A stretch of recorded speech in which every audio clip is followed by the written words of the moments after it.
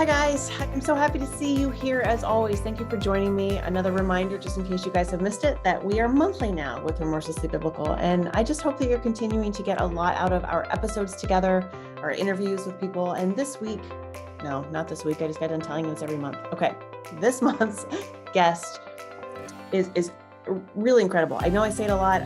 I always mean it. I definitely mean it today.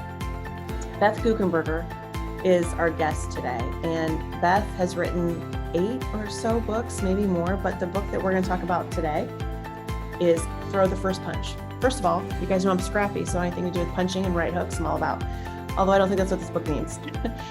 Beth teaches us how to show up proactively, realizing that we are in a battle every day, realizing that yes, there's spiritual warfare. Yes, there are things in the world that go wrong, that we have to guard ourselves against. But here's the thing, it's not like in a language that feels very Ephesians 6, like put on the armor of God and pull up all the stuff and, take 45 minutes to get dressed. That's not really what we're talking about here. Beth uses language and a voice and a comfort. I don't even have words, right? The woman is just amazing. I invited myself to her house. It's really pretty embarrassing. I was like a fangirl because she is authentic. You guys know this whole show is about being authentic, being the people that God created us to be. And that is exactly who Beth is. And boy, she is relentless in her belief that God is relentless in his pursuit of love with us.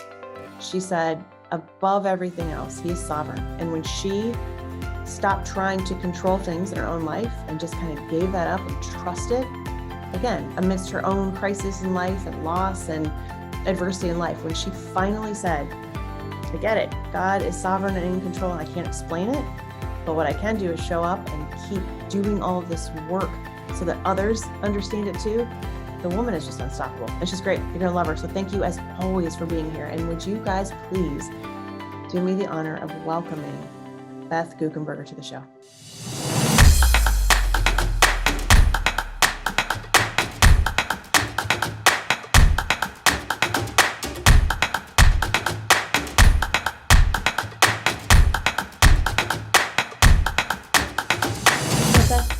Thank you so much for joining us on Remorselessly Biblical today. The little bit I've talked to you already, I am really, really glad you're here. No, I'm glad to be here. Thanks for having me, Beth. Absolutely. And I just learned that you also hail from Ohio. So another connection point in addition to our deep-seated faith. And I would just love to hear a little bit about your backstory. Like, did you grow up in the faith, and how has it grown and changed and shaped you into the person you are today? That's a great question. I did grow up, my family went to church on a regular basis every time that it was open. My parents were lay leaders. But I grew up in this sweet little world where really nothing hard happened to me. And so I formed a theology around that. Like, if you're faithful, hard things don't happen. So I went away to college and kind of joked with my friends that I was majoring in Campus Crusade for Christ, because every time they got together, I was trying to be in the middle of that story. Married my high school sweetheart. So again, life is just like buzzing along. And I think this is how God takes care of his kids. And then the year I graduated from college, my father, who was only 51 at the time, got sick with cancer. And I just was busy telling people.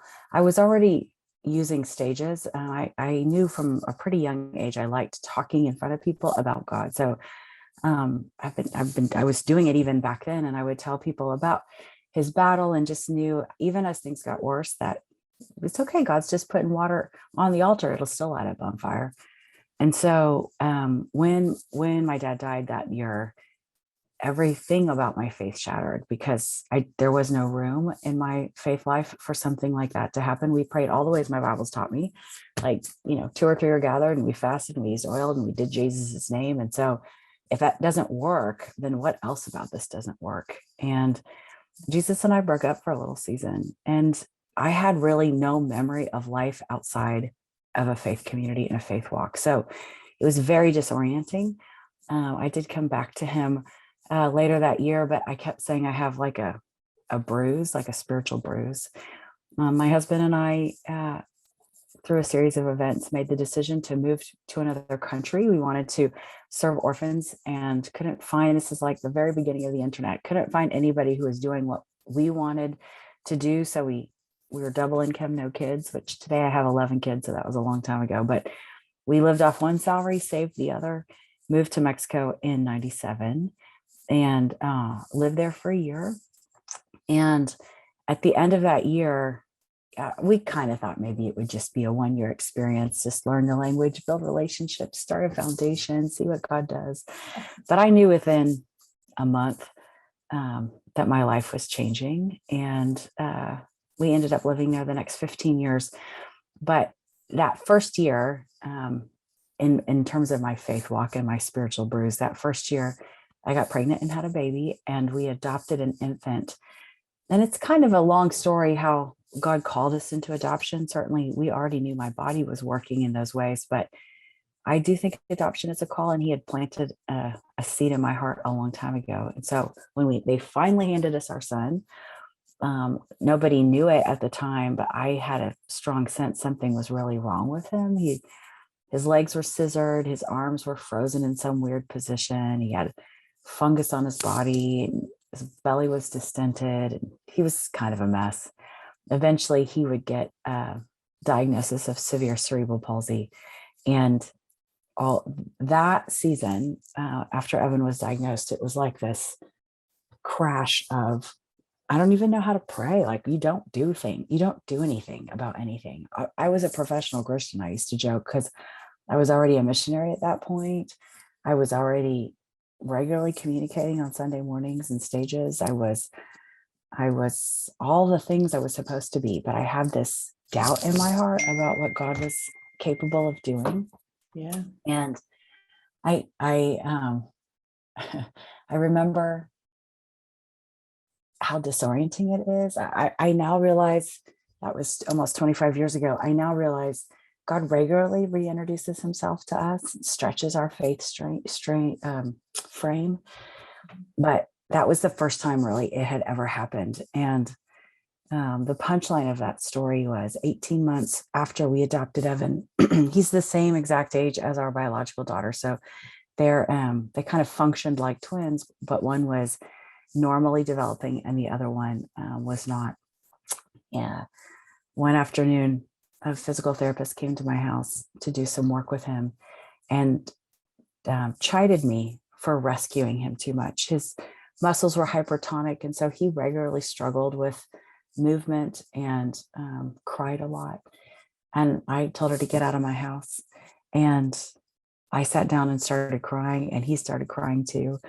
And at the end of that afternoon, I remember I walked out of the room to get a Kleenex because I've been crying. And when I came back in the room, for the first time in his 1.5 year life, he had moved about 4 feet. And I watched him, and he was kind of army crawling. And that was miraculous. And I knew already in that moment something was happening. And then he got stuck up against a couch and held on to the fabric and rocked himself to a stand.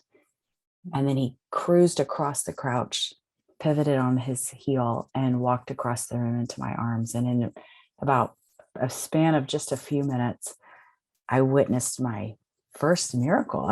And I was convinced those things didn't happen anymore. And he became, he never showed any signs after that of cerebral palsy, and ended up playing college football and is a strong, able-bodied young man today. But when he was in college, I shared his story in front of his college's student body.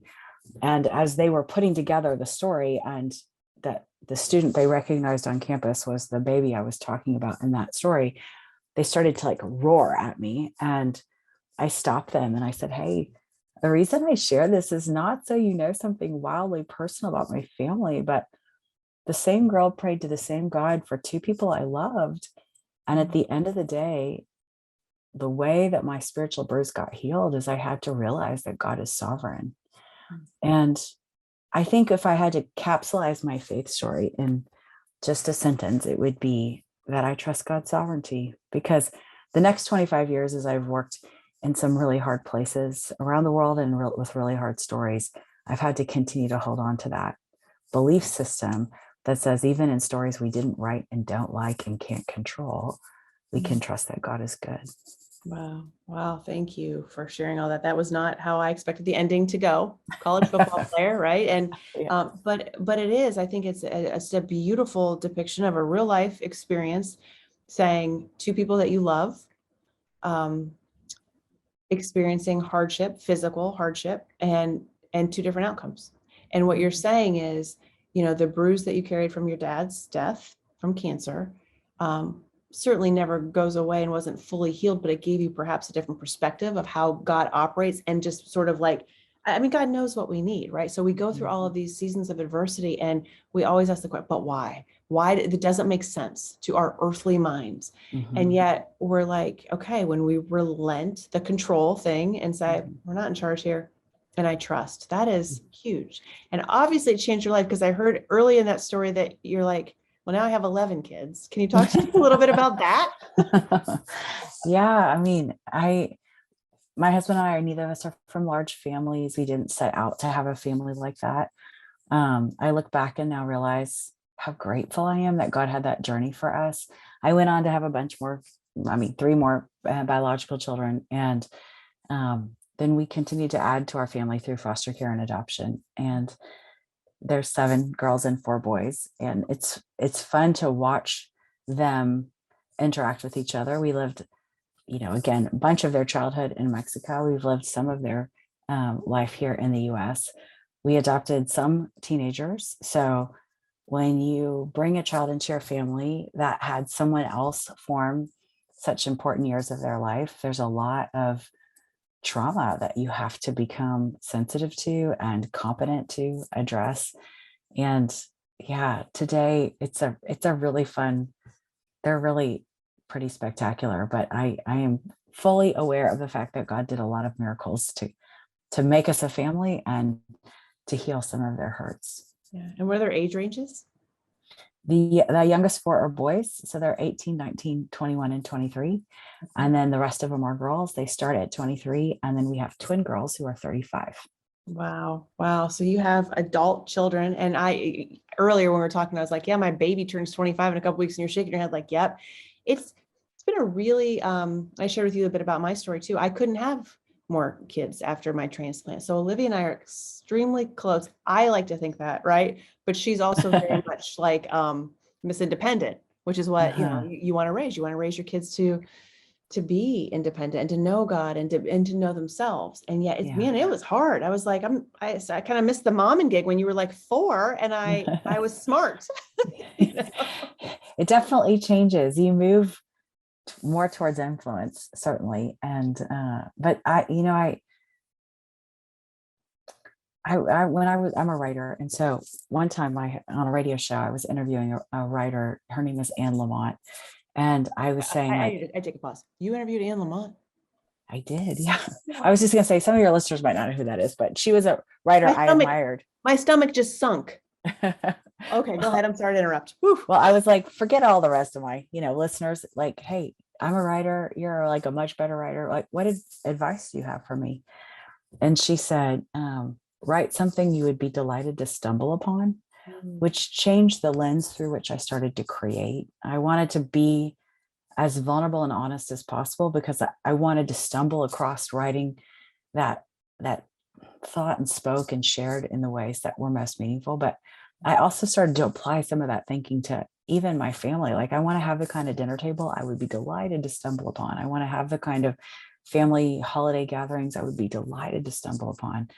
Instead of thinking about what's like right or what looks good or what makes sense, even just really trying to be as authentic and honest as possible. So we had a Super Bowl party here recently with all of our adult children, and I kept thinking to myself, this is exactly the kind of party I would be delighted to stumble upon. And that's in large part because of the company we were keeping. There you go. There you go. And wow, I literally have bird by bird over here sitting by me. You have no idea, this woman. I could read her words forever and never get tired of them. So I'm glad that I know who she is, because she's the best. Wow. She's I'm so pretty fabulous. Speaking of writing, that's a very good segue and transition, because I am here to talk to you today. First of all, this is a very cool cover. I enjoy this. Thank you for sending it to me. Throw the first punch. I was already sucked in by the title. I'm like, well, I like where this is going. So can you please tell us a little bit, this book, if I can maybe summarize, and the subtitle, right? Defeating the enemy, hell-bent on your destruction, because we know we're in spiritual warfare. We know there are things in life, as we've been talking about, that just come at us. And we want, I think, a way, our human minds, I think, want a way to sort of categorize that, make sense of that, even when sometimes it's not able to be made sense of. And yet your book is about this defense, right? To sort of combat this spiritual warfare, So I would love if you could just maybe give a summary. And, I've got all these questions for you. I literally do. Like, I want to know your 1, 2, 3s about how to get through this. But I also don't want to take away from the beauty of understanding that it exists and that it's okay that it exists, because there are ways through it. Yeah. It's such it's about a quarter of everything Jesus said was about a world in which we cannot see. And so, I remember thinking when I started the practice of writing it, like, oh gosh, Jesus, I don't want to give the enemy any undue attention. But I don't think I have to work very hard to convince people that we're in the middle of a battle, and pretending it's not there or not knowing what to do about the fact that it's there is not serving our body. And I had been, during the COVID for about 8 months, I pastored a church in my city who had lost their pastor the week before Palm Sunday. And I'd never been a pastor before. I don't actually plan on being a pastor again. It was a short-term assignment in a really unusual time. But I went into a meeting one day with an agenda because I was the leader. And it felt like I was hitting my head up against the wall. We weren't really getting anywhere. And I finally pushed my agenda aside and said, y'all, I am not the only person with an agenda here. We have an enemy and he's working against us. And if I was the enemy and I wrote an agenda, what would that kind of agenda look like? And one person bravely went first in my little exercise and said, if I was the enemy, I'd want to make us not trust you. And so on a whiteboard, I wrote the word distrust. And then someone said, I would want us to feel afraid. And I wrote fear. And we finally populated that whole board full of words that characterize the kind of activity the enemy does. And I said, he doesn't have any new tricks. Everything he's capable of doing, we've actually already seen. If we already know what he's going to do, listen, I've read my Bible. I know Ephesians 6 says we got to put an armor on. And I know that 1 Peter 5 says he's roaring around like a lion. The problem when I said those two teachings together is it makes me feel like I got to put my armor on and wait for the lion to come get me. But that makes me feel like I'm on defense. If we already know what he's going to do, let's just go out there and throw the first punch. Like, let's take him out before he has a chance to do any damage. First John says that the Son of Man appeared to destroy the devil's work, and he wants to co-labor with us in the destruction of the things that the devil's trying to build. And so that conversation, that meeting started me on a journey that began to impact my marriage, my parenting, my ministry life, thinking ahead and preemptively of enemy attack and actively engaging in it. I've been a Christian for a very long time, and it felt like a fifth gear. So I just started writing down the stories and biblical insights I was gaining through that. And anyway, that's how it all started to unfold. I love it, right? Because you didn't have like a manuscript all written. You were in a meeting where you felt this palpable sense of like, this is not getting us anywhere. And so we just need a little bit of a timeout to go on the offensive. And I like that. So when you sort of made that analogy, right? If we know the play, if we know that he doesn't really have any more audibles up his sleeve, like, what does your book point out? Like, what are some key takeaways in terms of how we do go on the offense to combat this? Yeah, I think in the beginning, it starts with some theory. I think even when we see artwork that tries to depict what we can't see with our eye, the whole idea of spiritual warfare, they typically draw the enemy and Jesus as the same size, but these are not characters of the same size. So in the beginning, I just try to right size the power of the enemy and right size the power of God. There's a passage in Exodus 8 that talks about all the power of evil combined doesn't compare to the power found in the finger of God, and just really wanting us to understand the authority we have as a child of God and the power God has. And that kind of builds some of our self and more spiritual confidence. And then it gets really practical. I mean, we have specific tools the Bible teaches us about, and some of them are ones maybe people could easily tick off, like prayer and use of the scriptures. But there are other tools we have, like the power of confession. I have found to be a very powerful tool in spiritual warfare, because unconfessed sin is a place where the enemy likes to get footholds and strongholds. So confessing sin is a fabulous tool that we can use in spiritual warfare. And it walks through all the ways, because I think sometimes what can happen is something can go wrong in your marriage or your parenting or your day or your finances or your body or whatever. And you just immediately internalize that. And shame, he loves shame. Shame separates and divides us. So understanding like, gosh, he wants me to feel this way. And I would rather work with my other brothers and sisters against the enemy than figure out ways to work against my brothers and sisters inadvertently for the enemy. I don't want that kind of activity. So lots of very practical illustrations. This is my 11th book, and frankly, it's the most vulnerable one I've ever written. I just kept thinking, I'm going to just tell the truth. This is how I struggle with this, and this is how I'm walking through it. Yeah, you talk about this because I wrote this down, that you have so many woven through here, these personal stories about your life, your family, your ministry, and where you personally saw God move supernaturally. And I know you shared some of that, right, in the story of Evan, but do you have other examples that just you really knew in those moments, like, okay, this is what's going on here? Yeah, I mean, probably the most shocking story we put in chapter 1, just not to get it out of the way, but just to say from the very beginning, hey, like this weird thing happened, and I have no other responsibility other than to testify to it. I physically saw something when in a space, and I didn't know what it was. I knew it was something supernatural.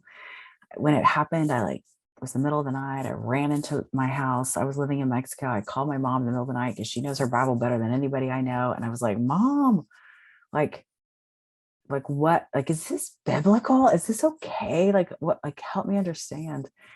And she found this verse in Job 4:15 for me that said, a spirit glided past my arm and my hair stood on end. And there's lots of examples I've since found where God sometimes creates a thin space between what we see and what we cannot see in order to give insight to someone in a particular moment that he's there protecting them, or that there's a threat against them. And so, yeah, that started me on a journey. For a long time, I didn't talk to anybody about it, and I would have never dreamt about putting it in a book. But it started me on a journey of just wanting to understand, and taking the conversation from any fringe community in our faith family and just being as practical as possible. So I've been deeply influenced by Israel. There's probably 40 Hebrew words in there. So it's a funny little combination of spiritual warfare theology, ancient Jewish culture, and my everyday kind of life stories. Mm-hmm. Yeah, I am taking this all in, and I'm, often not without words. I'm usually spewing words at rapid paces, and I just, there's something that's moving in me right now that's just like, you know what, this is bigger than words often can express. It's funny because when my husband and I got married, I'm very much like a systematic theologian, like tell me the A to Z, right? Like I'm pretty literal, and he's very much living in the mystery. And he's helped me understand that. And he's helped me understand that there is this world that we can't see. And, back in the day, until I really knew who God was, I was like, that's just a bunch of like foo-foo stuff, right? Like, that's just all woo-woo. I don't know. I don't know how to get there. I don't know what to do with it. It feels weird to me. I don't believe it. Like, what do I have to watch the movie Aliens or like Drew Barrymore? I don't know, Exorcism. Like, I just didn't understand how to make that work in a world that felt very scary to me, quite honestly. It felt very scary, but it goes back to your initial comment, I think, about God is sovereign. And if we believe that he has power over all, and that there aren't enough, death by 1,000 paper cuts or punches that the enemy can throw that's really at all going to be able to stand up to God's power and strength. Yes. Then that's where we have to say it's okay to not know everything. We're not supposed to. Yes. That is the beauty and the invitation, I think, of being in relationship with Jesus. And it's taught me to put down a lot of my, well, quite honestly, ego, and a lot of my, I figured this out a long time ago. I can read. I'm like, okay, if that's it, there are a lot of books out there, right? But what do we do relationally with all that? And I love that your book talks about that. I know you mentioned specifically that you talked about God like places limitations on the enemy.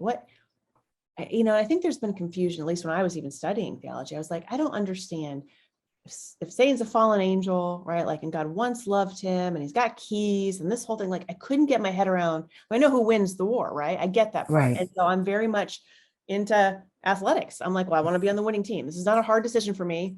I want to win the Super Bowl. Mhm.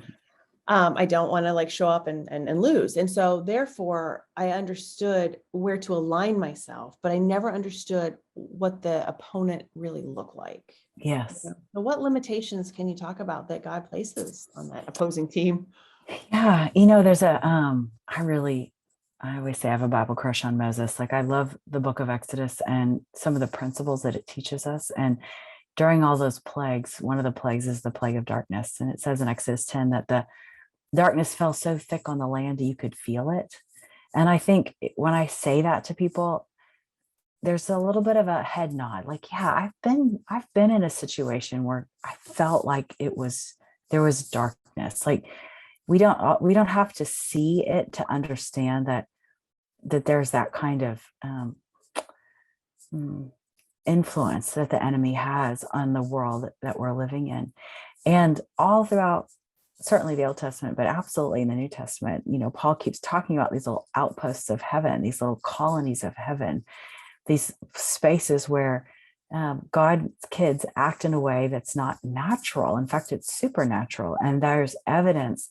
And any of us that have felt God give us self-control when we needed self-control, and patience when we needed patience, and peace when we shouldn't have had any, we understand that idea of the supernatural overcoming the natural because we can testify to it. I think in the same way, he gives us things like power, strength, discernment, other gifts that we have in order to understand how to navigate a world where the enemy's lying at us all the time. He's accusing. It's his first language is to accuse. I've been in conversations before, even with someone as intimate as my husband, where I swear I'm saying blue and I absolutely think he's hearing green. And some of that is gender differences or personality differences or even communication style. And then sometimes it feels like the enemy is taking my blue word and turning it into green for him. And why? Well, because the enemy wants us to not connect. He wants us to be disconnected. He wants to dissolve that union of two people who've chosen to become one. And in those moments when you can feel darkness, that passage goes on, it says, every darkness fell so thick on the land that you can feel it. But everywhere that God's kids went, everywhere God's people went, light was among them. And there, in those moments, I think the limitation God places on the enemy is when God's kids ask for his light, he can't tell us no. He will not tell us no. He brings his light everywhere that we ask him to. And so whatever hold an enemy can have on us in some way, when we cry out for help, we have a responder. And that, I think that has been one of my biggest ahas, is like, oh my gosh, half the time I just don't ask him for it. I don't ask him for help. I don't acknowledge where the weakness is. I don't admit where something has broken. I just don't call it. I just try to muster my way through and blame the other person or blame myself when God's waiting to fight for us. Anyway, lots and lots of good examples and around all of that. But yeah, and I love that you're using Exodus, because now a lot of people say, you know what, my crush is an Old Testament dude. Oh, gosh. I mean, I have a Moses bobblehead on my desk here. I mean, I'm all about him. Everything always goes back to Exodus for me. Oh, that's pretty great. I love this. I love this whole conversation. And I'm wondering, just the last little tidbit I want to talk about is bringing all this together, right? So we're going from Old Testament and the principles, and I can't tell you how many people, I'm sure you as well, that just will say, well, I don't read scripture because, especially the Old Testament, because it was like 2,000 years ago and it's not applicable and yada yada. And like, okay, let's just find some things that might be a little bit, right?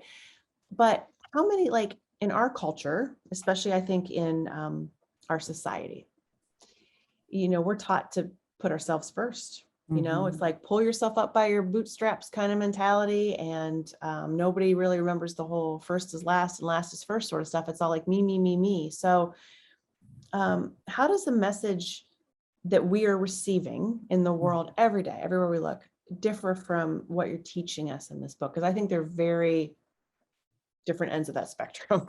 Yeah, they are definitely different ends of that spectrum. I think God gives us power, and we gain power when we do things like die to self and sacrifice. When we give away, he literally gives us more to steward. When we offer ourselves, like there's this Bedouin custom. So this is a very ancient culture, but even I today, who travel to Africa a lot as a missionary, we have a site in Nigeria. You can see Bedouins today practicing this. It's called the principle of the overflowing cup. So if you go into a Bedouin tent, they're going to offer you tea or coffee or water. And if you drink everything in your cup and you set it back on the table, they automatically will refill it. And then you drink it all again and you set it down, they're going to, that will never stop. In fact, if you want to signal to your host, you don't want any more, you leave a little bit in your cup. That's called the principle of the overflowing cup, which is referenced in Psalm 23, my cup overflows. But so I think the same principle is true today. If I give it all away, if I pour myself out like a drink offering, God's going to refill me. If I leave a little bit in my cup, if I take care of myself first, if I think of myself first, if I gather for myself what I think I might possibly need, all those I's and me's, and then I'm telling God, I don't, my host, I don't really need anymore. I've got it taken care of. And so that's why I sometimes give that counterintuitive counsel to people who say they're in a dry spell with the Lord, or I say, just pour out the rest of your cup. It feels like you should hold on to what you have, but it's actually not the way it works. Of course, everything in the spiritual principles kind of backwards to the way it makes sense. And so I think the message of a book like Throw the First Punch is run into the battle. Don't think twice about yourself. Put yourself in a place that you're in over your head. Take on a bully bigger than you. Like, don't worry, because at the end of the day, there's so much victory in that kind of thinking.